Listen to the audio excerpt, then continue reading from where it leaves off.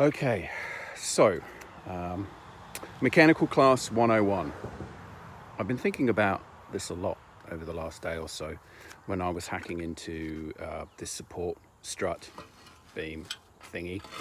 I'm not mechanical at all. I don't come from a mechanical background. I don't have an engineering degree. In fact, up until, what was it, nearly 6 years ago when I decided to get involved with all of this stuff, I hadn't even changed a set of spark plugs. But life's all about lessons, and working on vintage vehicles is no different. You are going to stuff up, you're going to make mistakes, you're going to trip over things, and you're going to get so frustrated as hell. Yesterday, I was cutting up this thing, and it was off an old cab that I'd found way out west a couple of years back, about 3 years ago. And at the time, all I wanted from it was the fenders off the front, and the rest of it I was just going to send off to the scrap man. But fortunately, because I'm a little bit of a jackdaw, and I guess you could call me a hoarder as well, I kept everything. And I'm so glad that I did, because when you rescue these old vehicles, they are rarely complete. There's always something missing from them, particularly the old wartime vehicles, because after the war they were pulled to pieces and then they were pressed into service doing a variety of different things, working on farms mostly.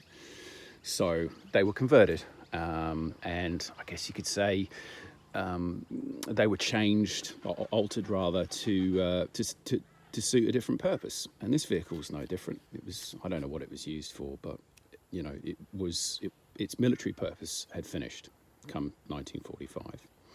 So there are lots of things missing from this. And then you've got, I guess, what you could call general wear and tear. Now, excuse the tarp, that's to keep the rain and everything else off it. But if I sit down here, this is the driver's side, and we scoot around there, you can see, apart from some seriously messed up wood, deteriorated wood, rotten wood, there's a hole. There should be something here. Now, if I scan across to the other side, you can see what is supposed to be there. It's like a little box. You've got two holes, which would have screwed into some wood. The wood on these trucks is everywhere because the cab was actually supported. A lot of the support beams are wood because they were built, I think, by coach builders. These things were built, I believe, I'm not 100% sure, but I believe these things were built by coach builders. I think that's true. Hence the wood. Now, I don't know what happened here, but, you know, over the years, obviously somebody's hit it, something came down, knocked it off, or whatever. But that little box has completely gone, as has a good, I don't know, 7 or 8 inches of this particular panel here. Now, if I just go like that, different shot, this is the panel that I was fiddling around with earlier here. Now, when I cut up the cab, I actually thought about taking it down to the scrap metal merchants. It was just sitting around, it was taking up space, valuable space, but I didn't. And I am extremely glad I didn't, because guess what? The part that is missing in my Marmon was here. Bit damaged, a bit rusty, but still usable. So I set about cutting off the bit that I needed, and hey presto, there it is. That's the part. Now, going back to what I said earlier about the mistakes you made, I made a mistake with this, because when I was trying to heat up what was left of that screw, and that's where the tilt frame goes in, I wasn't just heating up the screw, I was heating up all the metal. And as you can see, I don't know what this stuff is. I think it's tin, but it boils, right?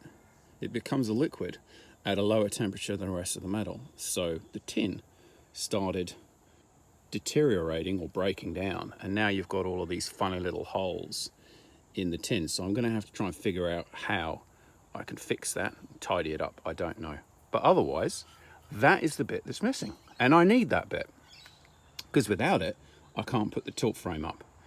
So, lesson 101, As the millennials would say, I think I've got it in the right context, don't throw anything away, because you never know when you might need it.